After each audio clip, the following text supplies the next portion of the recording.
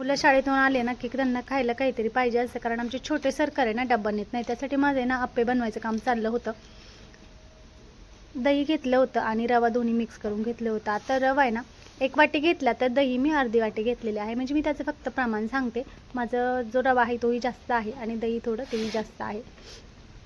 जास्त म्हणजे त्या प्रमाणात घेतलेलं आहे मी. आता प्रमाण असं नाही, पण कायम करते त्यामुळे असं प्रमाण घ्यायची मला काही गरज पडली नाही. त्यानंतर आहे ना आता भाज्या ज्या अवेलेबल आहेत त्या टाकल्या तरी चालतात, पण माझ्याकडे काही नव्हतं. मग कांदा, टोमॅटो आणि कोथिंबीर याच टाकल्या. त्यामध्ये शिमला वगैरे टाकली तरी पण चालते, म्हणजे ज्याला जसं आवडेल तसं. त्यानंतर हे मस्त असं सगळं मी मिक्स करून घेतलं. आता मिक्स करायला गेले पण एका हाताने काही जमेना, मग मोबाईल बाजूला ठेवून दिला. त्यानंतर आहे ना आता पाणी यात थोडं थोडं टाकायचं, कारण काय होतं रव्याला एकसारखं पाणी लागत नाही. आता रवा आहे ना मिक्सरला बारीक करून घेतला अगोदर तरीही चालतो, म्हणजे यात टोमॅटो वगैरे मिक्स करण्याच्या अगोदर. पण माझा बारीक रवा होता तर मी असंच केलं होतं. मी काही मिक्सरला बारीक वगैरे रवा करून घेतला नव्हता अजिबात पण. आणि ना मस्त असं अगदी परफेक्ट बॅटर हे तयार झालं होतं.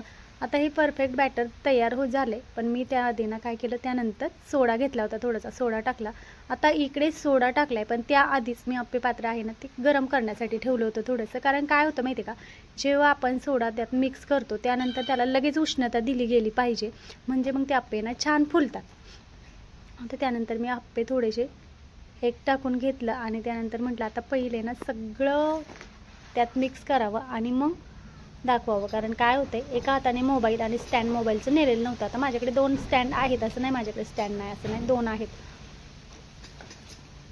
रिंग लाईटचं पण आहे आणि दुसरं पण एक साधं पण स्टँड आहे जे मी वापरते म्हणजे लाईव्हसाठी ते. त्यानंतर आता तेल थोडंसं प्रमाण माझं जास्त झालं होतं, पण त्यानंतर मी आप्पे व्यवस्थित निघाले होते. मी असं काय नाही की असं तुटलेत वगैरे, अजिबात नाही. एक अर्धा तुटलं होतं पण काही नाही इतकं, पण इतके मस्त झाले होते ना, खूप छान आणि दिसायला खूप सुंदर दिसत होते. आता ते तुमच्या पद्धतीने त्यात काय मिक्स करायचं काय नाही.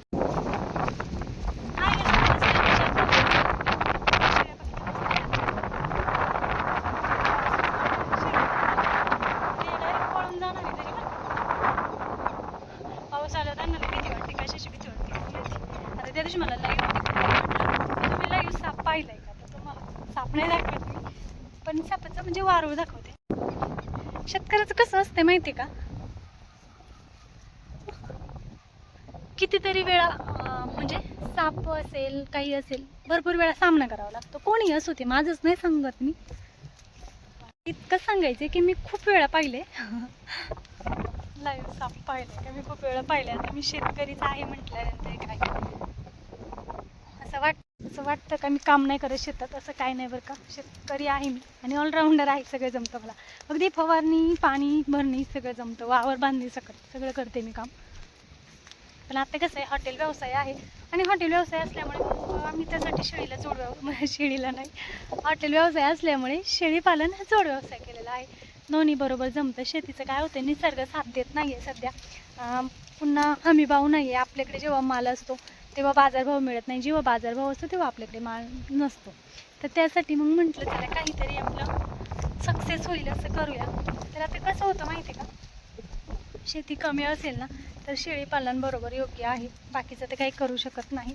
आमची इतकी काही कमी नाही, पोटा पाण्यापुरती आहे. पण सांगते